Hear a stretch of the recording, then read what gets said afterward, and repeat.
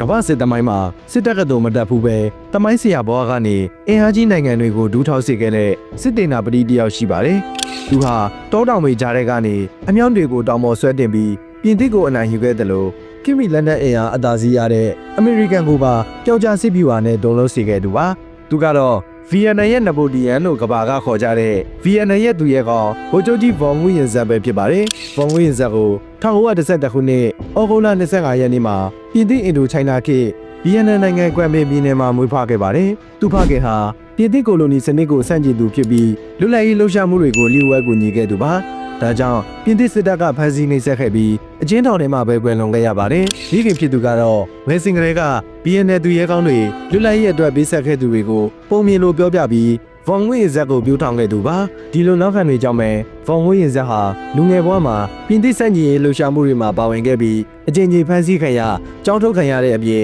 ်ထောင်လဲကြခဲ့ပါတယ်အကျဉ်းထောင်ကလွတ်လာပြီးနောက်ဟန်နွိုင်းတက္ကသိုလ်မှာဥပဒေပညာသင်ယူရင်းထန်လောင်းကျောင်းမှာတမိုင်းဆရာအဖြစ်လုပ်ကိုင်ခဲ့ပါတယ်သူဥပဒေကိုလေ့လာခဲ့တာဟာတရားသူကြီးဖြစ်ဖို့မဟုတ်ပဲပြင်သစ်ကိုလိုနီစနစ်ကိုနားလည်ပြီးတော်လှန်ရေးမှာအသုံးချဖို့ဖြစ်ပါတယ်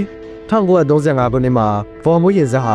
တော်လှန်ရေးသမားမိတ်ကလေးငွေရင်တီကွမ်ထိုင်းနဲ့လက်ထပ်ပြီးမကြခင်မှာပဲ BNN ကွန်မြူနစ်ပါတီဝင်ဖြစ်လာခဲ့ပါတယ်1939ခုနှစ်ပြင်သစ်တွေကကွန်မြူနစ်တွေကိုဖမ်းဆီးမှုတင်းကျပ်လာချိန်မှာသူတို့ဇနီးမောင်နှံနှစ်ဦးဟာနေရောက်လှုပ်ရှားမှုတွေကိုလှုပ်ဆောင်ခဲ့ပါတယ်။ဗော်ငွေရင်ဇက်ဟာ1940မေလမှာတရုတ်နိုင်ငံကိုထွက်ပြေးကဟိုချီမင်းနဲ့ပထမဆုံးတွေ့ဆုံခဲ့ပါတယ်။ဟိုချီမင်းရဲ့ယုံကြည်မှုကြောင့်ဗော်ငွေရင်ဇက်ဟာစစ်ရေးတာဝန်တွေကိုထမ်းဆောင်ရပြီးပျောက်ကြားစစ်ဗျူဟာတွေကိုလေ့လာခဲ့ပါတယ်။ဒီတွေ့ဆုံမှုကပဲသမိုင်းဆရာတဦးကိုစစ်သမိုင်းကိုပြောင်းလဲမဲ့စစ်တေနာပတိတဦးအဖြစ်ပြောင်းလဲစေခဲ့တာပါ။1940ခုနှစ်မှာဟိုချီမင်းနဲ့အတူဗီယက်နမ်မြောက်ပိုင်းကိုပြောင်းဝင်လာပြီးလျှို့ဝှက်ကွန်ရက်တွေတည်ဆောက်ခဲ့ပါတယ်။အဲ့ဒီချိန်မှာပဲဇနီးဖြစ်သူကွာထိုင်းကိုပြည်သစ်ရဲတွေကဖမ်းဆီးက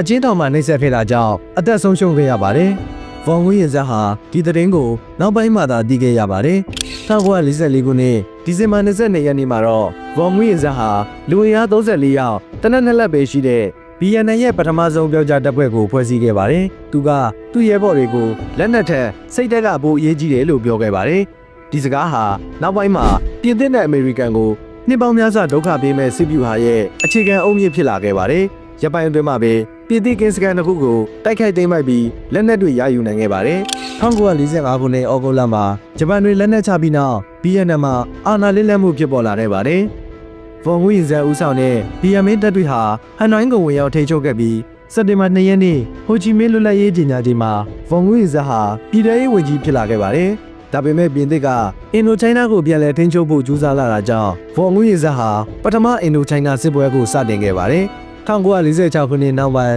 းပြင်သစ်တပ်တွေကမြို့ကြီးတွေကိုပြန်လည်သိမ်းပိုက်လာတဲ့အခါဗော်ငွေရင်ဇက်ဟာဘီယက်ဘက်တောတောင်ဒေသကိုဆုတ်ခွာက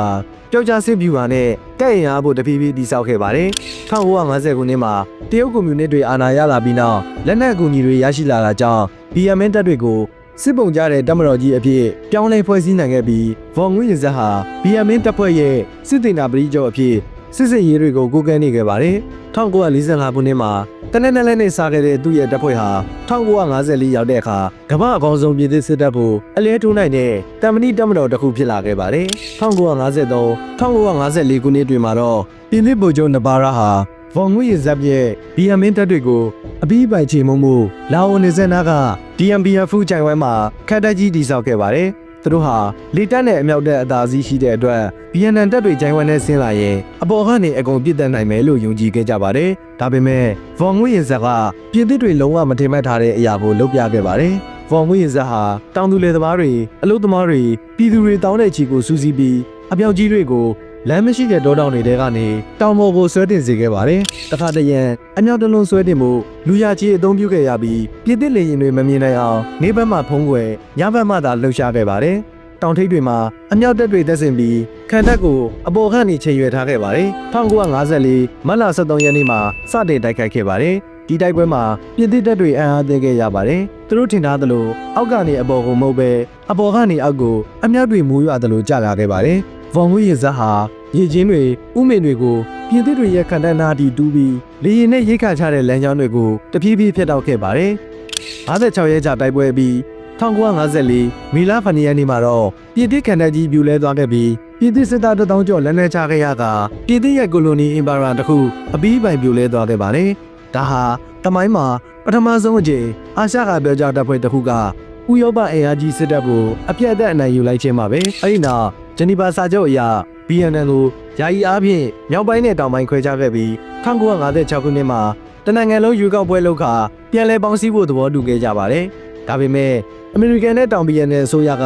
ကွန်မြူနစ်တွေနဲ့ရလာမှာဖို့စိုးရိမ်ပြီးရွေးကောက်ပွဲကိုညှိပယ်ခဲ့ကြပါတယ်ဒီလိုနဲ့ဂျနီဗာစာချုပ်ဟာလက်တွေ့မှာအကောင့်အထည်မပေါ်နိုင်ပဲ BNN တောင်ပိုင်းနဲ့မြောက်ပိုင်းဟာဆက်ဆံရေးပုံမတင်းမာလာခဲ့ပါတယ်တောင် BNN အစိုးရကကွန်မြူနစ်တွေကိုပြင်းထန်စွာဖိနှိပ်လာတာကြောင့်ဟိုချီမင်းနဲ့ဗော်ငွေရင်ဇပ်တို့ကနိုင်ငံရေးနည်းလမ်းနဲ့ပြန်လည်ပေါင်းစည်းနိုင်မဲ့လမ်းကြောင်းပိတ်သွားပြီလို့သတ်မှတ်ခဲ့ပါတယ်1959ခုနှစ်မှာဟိုချီမင်းနဲ့ဗော်ငွေရင်ဇပ်တို့ဟာလက်နက်ကင်ဒေါ်လာရေးပြန်စားဖို့ဆုံးဖြတ်ပြီးမြောက်ပိုင်းကနေတောင်ပိုင်းကိုလျှို့ဝှက်ထုံးပတ်ရေးလမ်းကြောင်းဖြစ်တဲ့ဟိုချီမင်းလမ်းကြောင်းကိုတည်ဆောက်ခဲ့ပါတယ်တောင်ပိုင်းမှာတော့ဗီယက်ကောင်လို့ခေါ်တဲ့လက်နက်ကင်တပ်ဖွဲ့တွေပေါ်ပေါက်လာပြီးပျောက်ကြားစစ်နည်းလမ်းနဲ့တောင် BNN အစိုးရကိုတိုက်ခိုက်လာခဲ့ပါတယ်အခြေအနေတွေဆိုးဝါးလာတာကြောင့်အမေရိကန်ဟာစီးရေးကြံပေးအဆင့်ကနေတိုက်ရိုက်ဝင်ရောက်လာပြီး1965ခုနှစ်မှာစစ်သားအများပြားစစ်လုခါ BNN စစ်ပွဲကိုအပြီးအဝပါဝင်လာခဲ့ပါတယ်။ဖော်ငွေရင်ဇက်ဟာလေရင်တင်ကာနျူကလ িয়ার ပါဝါအရာရာအသာစီးရထားတဲ့အမေရိကန်ကိုထပ်မံရင်ဆိုင်ရပြန်ပါတယ်။အမေရိကန်နဲ့ရင်ဆိုင်ရမှာတော့သူရွေးချယ်ခဲ့တာက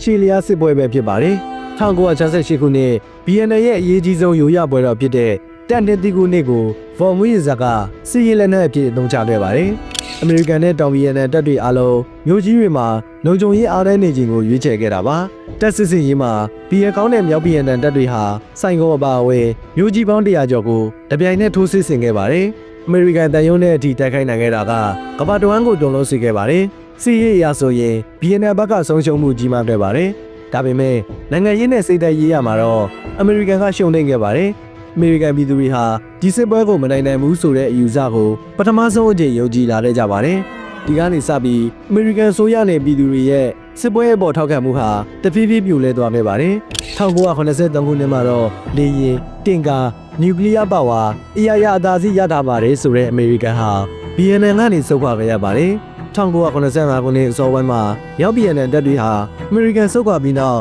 အားနည်းနေတဲ့တောင် BNN ဆိုရကိုအဆုံးသတ်ဖို့အကြီးစားထိုးစစ်ကိုစတင်ခဲ့ပါတယ်။ဒီစစ်စင်ရေးကိုဟိုချီမင်းကမ်ပိန်းလို့အမည်ပေးခဲ့ပြီး BNN ကိုတနိုင်ငံနဲ့ပြန်လည်ပေါင်းစည်းဖို့နောက်ဆုံးအဆင့်အဖြစ်သတ်မှတ်ခဲ့ပါတယ်။အစပိုင်းမှာမြောက် BNN တပ်တွေဟာအလယ်ပိုင်းမြို့ကြီးတွေကိုအလျင်အမြန်သိမ်းပိုက်နိုင်ခဲ့ပါတယ်။တောင် BNN တပ်တွေဟာစစ်ရေးအင်အားစိတ်သက်နှစ်ပတ်လုံးကြားဆင်းနေပြီးမြို့တွေကိုဇက်တိုက်ဆွန့်လွတ်နေရပါတယ်။ဧပြီလအကုန်ပိုင်းမှာတော့မြောက် BNN တပ်တွေဟာစိုင်ငုံငုံဝင်းရပြီးနောက်ဆုံးထိုးစစ်စတင်ခဲ့ပါတယ်။1985ခုနှစ်ဧပြီလ30ရက်မနက်ပိုင်းမှာမြောက် BNN တင်ကားတွေကတောင် BNN အစိုးရရဲ့သမ္မတအိမ်တော်ကိုဝင်ရောက်သိမ်းပိုက်နိုင်ခဲ့ပါတယ်။1985ခုနှစ်စို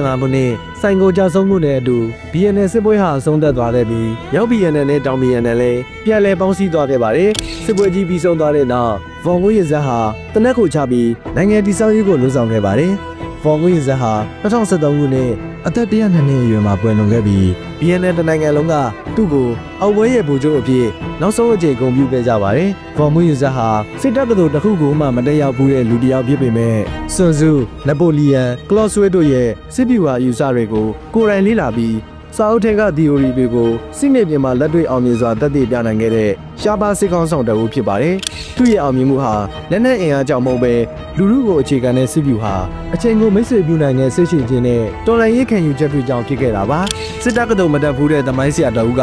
ကမ္ဘာအင်အားကြီးနိုင်ငံတွေကိုအလဲထိုးနိုင်ခဲ့တဲ့ပြည်ရဟာစစ်ပညာဆိုတာစာသင်ခန်းထဲမှာပဲရှိတာမဟုတ်ပဲယုံကြည်ချက်အမျှော်မြင်တဲ့မဆုံးမနစ်တဲ့ဇဲလုံးသားတို့အပေါ်မှာတည်ရှိကြောင်းကမ္ဘာစစ်သမိုင်းမှာအထင်ရှားဆုံးသတ္တကတစ်ခုအဖြစ်ထာဝရကျန်ရင်းနေတော့မှာဖြစ်ပါတယ်။အခုလိုစိတ်ဝင်စားစရာဖြစ်ရမယ့်အကြောင်းအရာတွေကိုကြည့်ရှုခြင်းရင် Knowledge Hub ကို follow ထားနိုင်ပါတယ်။